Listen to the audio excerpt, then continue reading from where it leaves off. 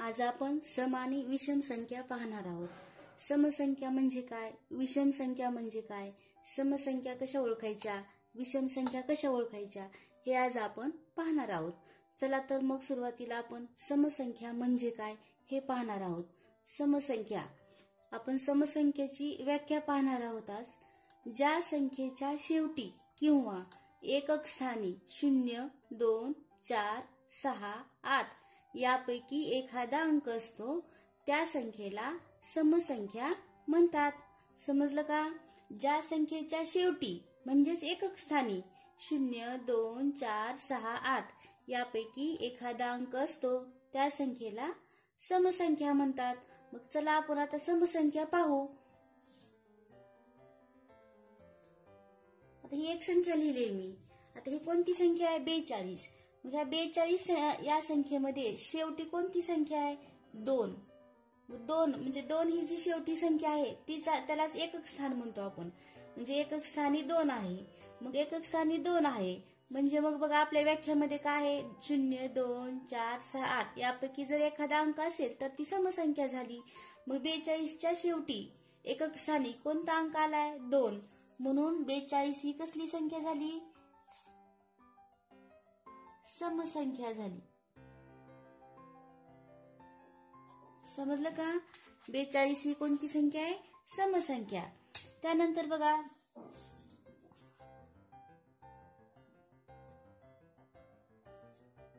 आता ही कोणती संख्या आहे? 524. मग ही 3 अंकी संख्या आहे. मग या 3 अंकी संख्येमध्ये सुद्धा बघा शेवटचा अंक कोणता आहे? 4. म्हणून शेवटीच एकक स्थानी 4 आहे म्हणून ही संख्या कोणती झाली? मग समसंख्या.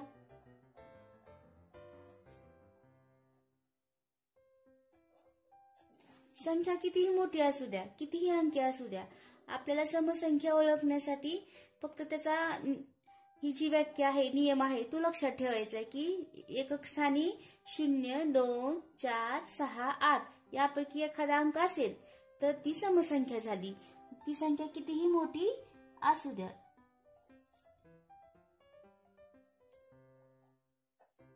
आता बघा 5427 ही संख्या आहे.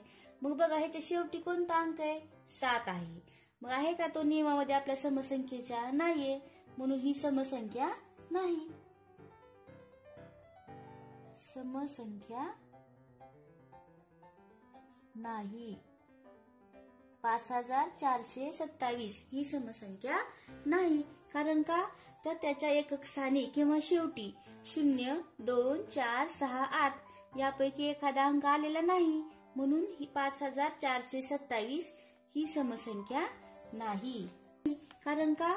तर त्याच्या एकक स्थानी किंवा शेवटी 0, 2, 4, 6, 8 यापैकी एखादा अंक आलेला नाही म्हणून ही 5427 ही समसंख्या नाही. त्यानंतर बघा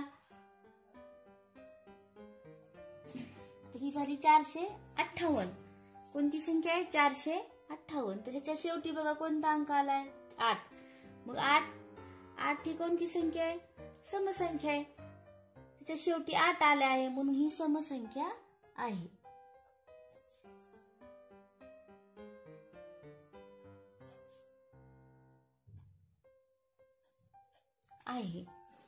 समजलं का? मग समसंख्या म्हणजे काय? थोडासा स्वाध्याय देणार आहे तो तुम्ही करा.